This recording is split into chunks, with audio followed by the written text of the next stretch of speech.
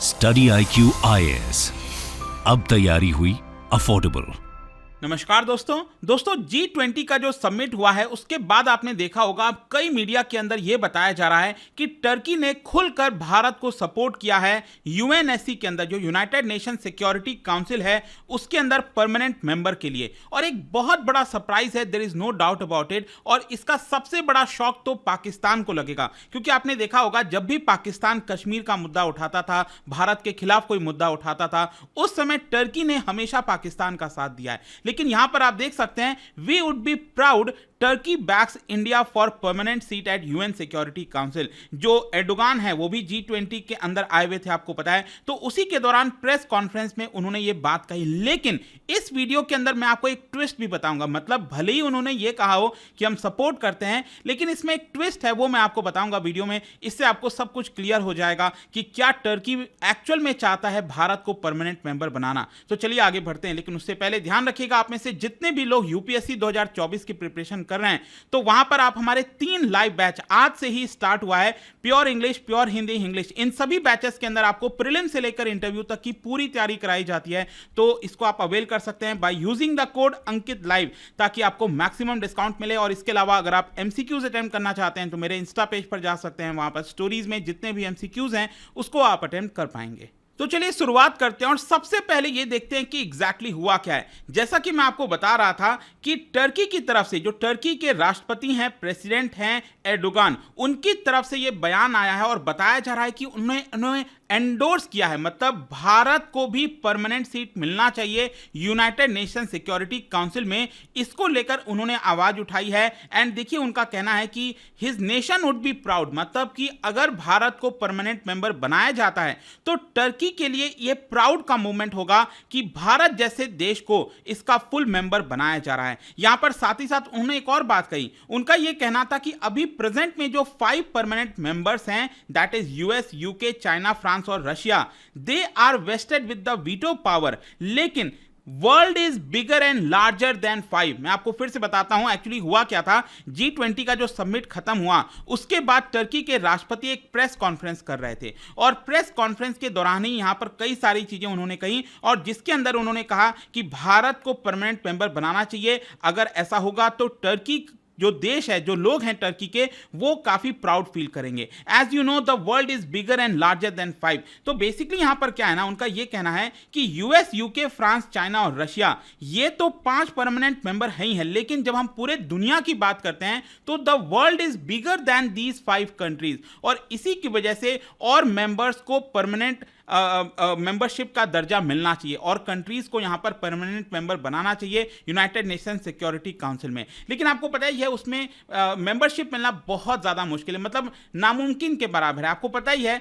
कि अगर भारत को यहां पर परमानेंट मेंबर दर्जा दिया जाएगा, मान लो जो 5 परमानेंट मेंबर हैं, आपको पता ही है China, France, Russia, United kingdom, US, ठीक है। अब आपको पता ही है रिसेंटली यूनाइटेड स्टेट्स के राष्ट्रपति बाइडन, उन्होंने भी यहां पर सपोर्ट किया। वो भी जब पहले दिन आए भारत G20 समिट के लिए, तो डायरेक्टली वो प्रधानमंत्री मोदी जी से मिलने गए, और वहां पर अगेन उन्होंने रिपीट किया कि हम भारत को सपोर्ट करते हैं यूनाइटेड नेशन सिक्योरिटी काउंसिल के परमानेंट मेंबरशिप के लिए, और साथ ही साथ जो 2028-29 में नॉन परमानेंट मेंबर के लिए भी हम भारत को सपोर्ट करते हैं। तो यहां पर मान लो अगर मैं कहता हूं ये बाकी के 4 देश अगर मान भी जाते हैं, लेकिन चाइना, क्या चाइना मानेगा? नहीं मानेगा, वो तो आराम से वीटो लगा देगा। तो इसी की वजह से मैं कह रहा हूं कि ये इतना आसान नहीं है। भले कोई देश बोल दे कि हम सपोर्ट करते हैं, और यहां पर मैं आपको एक ट्विस्ट बताता हूं। एक्चुअली क्या है, जब उन्होंने भारत को परमानेंट मेंबर के लिए सपोर्ट किया तो साथ ही साथ उन्होंने एक और बड़ी बात कही। उनका यह कहना था कि all 195 member countries of United nation, मतलब यूनाइटेड नेशंस के जितने भी 195 कंट्रीज हैं, आई डोंट नो ये 195 उन्होंने क्यों बोला,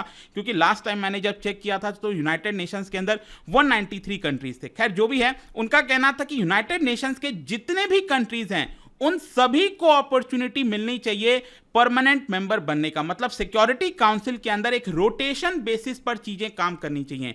making a strong case for rotational system, मतलब आज कोई और देश बना है, 2 साल बाद, 3 साल बाद कोई और देश को यहां पर UNSC के अंदर मौका मिलना चाहिए, वो ऐसा उनका कहना था। उनका ऐसा कहना था कि right now there are 15 members in UNSC, 5 permanent and 10 by rotation. What we propose is that all of them should be permanent members, मतलब जितने भी है ना सबको परमानेंट मेंबर बना दो। अब आप एक चीज बताओ, जो परमानेंट मेंबर हैं, ये 5 परमानेंट मेंबर हैं, ये इनकी खास बात क्या है? क्योंकि ये एक्सक्लूसिविटी है।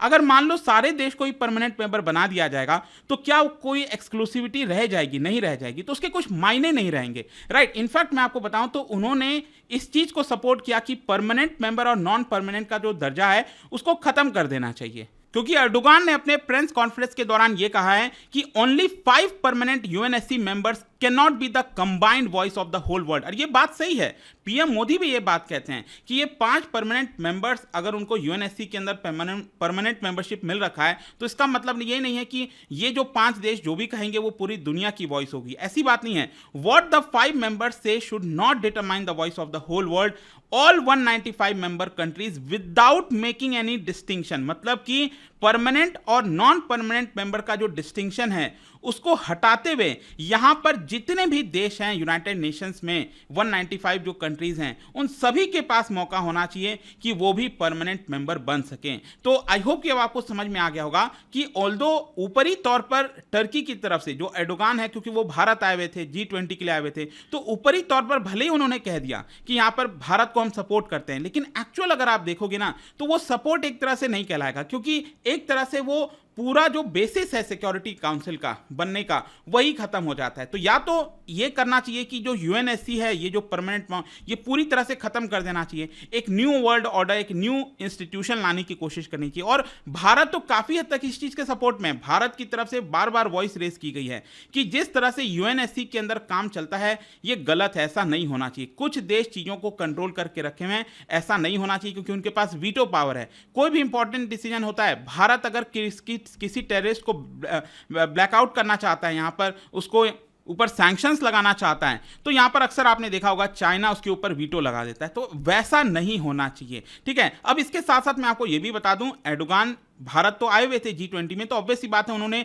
एक बायलैटरल मीटिंग भी किया नरेंद्र मोदी जी से, और यहां पर उन्होंने कहा बायलैटरल मीटिंग में कि दोनों देश भारत और टर्की ट्रेड रिलेशंस और कनेक्टिविटी इंफ्रास्ट्रक्चर को बूस्ट करने के लिए और काफी हद तक काम कर सकते हैं। टर्की के जो प्रेसिडेंट हैं उनका यह कहना था कि जो भारत है वो साउथ एशिया में टर्की का one of the greatest trade partner है and there is great potential, मतलब कि दोनों देश अपने ट्रेड को बढ़ा सकें उसमें काफी ज्यादा क्षमता है। और आप देख सकते हो कई चीजों पर बात हुई है, trade, investment, defence and security, civil aviation, shipping, कई चीजों को लेकर बात किया गया। और सबसे खास बात मैं आपको यह बता दूं, इस साल आपने देखा होगा फरवरी के महीने में टर्की के अंदर एक बहुत भयानक भूकंप आया था, 50,000 से ज्यादा लोग मारे गए थे। तो उस समय आपने देखा होगा कि भारत ने बढ़ चढ़कर सपोर्ट किया था। तो उसके लिए भी इनफैक्ट उस समय अगर आप देखोगे तो टर्की ने भारत को दोस्त शब्द से बुलाया था, क्योंकि टर्की में भी फ्रेंड को दोस्त बुलाते हैं और भारत में भी दोस्त बुलाते हैं, और कहा जाता है friend is in need is friend Indeed. तो उसी को कोट किया गया था टर्की के द्वारा। तो यहां पर जब एर्डोगान मिले प्राइम मिनिस्टर मोदी से, तो उन्होंने फरवरी में जो हेल्प मिला था भारत से उसकी काफी तारीफ की, उसके लिए धन्यवाद दिया, और ओवरऑल G20 जो सक्सेसफुल हुआ है उसके लिए भी कांग्रेचुलेट किया पीएम मोदी को। खैर यहां पर मैं आपको यह भी बता दूं कि भारत और टर्की के जो टाइज हैं काफी खराब रिलेशंस हो गए थे। जैसे कि आपको याद होगा कि पिछले साल जो यूएनएससी का मीटिंग, यूनाइटेड नेशंस की मीटिंग हुई थी, आपको पता है यूनाइटेड नेशन जनरल असेंबली में एड्रेस किया जाता है, पीएम मोदी भी कई बार गए हैं, एच जयशंकर साहब भी गए हैं वहां पर। तो बेसिकली क्या है कि जब वो बोल रहे थे यूनाइटेड नेशंस की जनरल असेंबली में, तब एर्डोगान ने कश्मीर का मुद्दा वापस से उठाया था, जो कि भारत को बिल्कुल पसंद नहीं आया था। लेकिन खैर यहां पर आप देखोगे जब भी मुलाकात होता है दोनों के बीच में,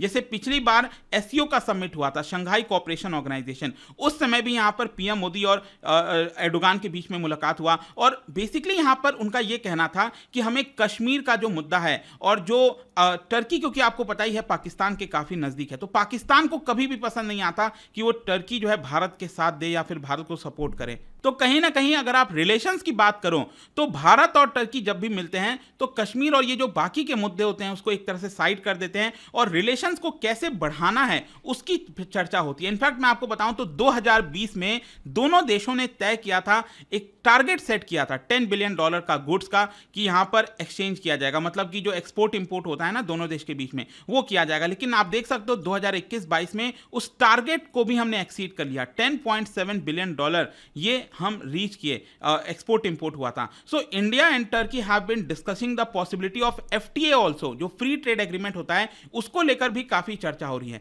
तो देखना होगा कि क्या इकोनॉमिक इंटरेस्ट दोनों देश को और करीब ले आते हैं, जो कि यूजुअली देखने को मिला है। भले ही कितना भी कोई लीडर कितना भी कुछ बोल दे बाहरी तौर पर, लेकिन जब इकोनॉमिक इंटरेस्ट की बात आती है, क्योंकि टर्की की इकोनॉमी की हालत भी कोई अच्छी नहीं है, उसकी जो करेंसी है लीरा काफी डेप्रिशिएट हुआ है, बहुत ज्यादा प्रॉब्लम से घिरा हुआ है, तो कहीं ना कहीं उनको भी आवश्यकता है भारत जैसे देश की। तो क्या रियल इंटेंशन से बोला, मुझे शायद अभी के लिए लगता नहीं है कि उन्होंने जिस तरह से सपोर्ट किया है। खैर, उनकी तरफ से बोला तो गया है। जाने से पहले एक इंटरेस्टिंग क्वेश्चन, और यहां पर आपको बताना है कि global registry of fossil fuel, जो कि वर्ल्ड का पहला public database on fossil fuel reserve है, उसके आपको बताना है कि कौन रिलीज किया है, कौन रिलीज करता है। पिछले साल ये रिलीज हुआ था। इसका राइट आंसर आप सबको पता है, मेरे इंस्टाग्राम पर तो मिलेगा ही, वहां पर अगर आप नहीं हो कोई बात नहीं, टेलीग्राम से ले सकते हैं इसका सही उत्तर। मैं कई सारे जो एमसीक्यूज हैं वो यहाँ पर स्टोरीज में डालता रहता हूँ। बाकी अगर आपको पीडीएफ चाहिए तो टेलीग्राम पर आइए, अलग अलग सोशल मीडिया पर आप जुड़ पाओगे। और जैसा मैंने आपको बताया, यूपीएससी की अगर आप तैयारी कर रहे हो, just use the code Ankit live to get maximum discount. And I hope कि वीडियो आपको पसंद आया होगा। मिलता हूं आपसे next time. Till then, thank you very much, see you soon. Study IQ IAS, अब तैयारी हुई अफोर्डेबल।